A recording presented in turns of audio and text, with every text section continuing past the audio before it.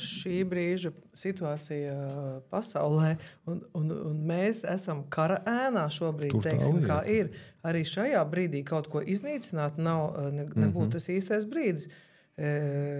Ja kara situācija pienāks, tad mums būs jābūt gataviem, un tā mācības sistēma būs mūsu glābiņš visai nācijas attīstībai. Tā strateģiski arī. Un ja viņi būs iznīcināti, tad ko sēdīsies visi pie izlietas zupas un ar karotītēm grābs atpakaļ? Visu, es nezinu.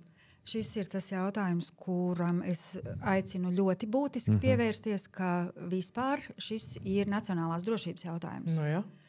Mēs varam redzēt no pieredzes, kāda ir ukraiņu tautai, kur ir ukraiņu bērni, jā, ir daļa aizgājuši mūsu skolās, bet ir daļa, kur ir palikuši ukraiņu tālmācības skolās, un viņi mācās atrodoties šeit, esot drošībā, savu valodu, savu identitāti, un tieši tas pats, kas ir ar diasporas mūsu jauniešiem, tieši tas pats ir lūk ar šādā nedod Dievs situācijā, ja mēs nonākam, un šobrīd nav neviens, kurš var garantēt mums 100% drošību, tad šis ir arī tas būtiskais jautājums. Un ja bērni nonāks svešumā, tad kur viņi mācīsies?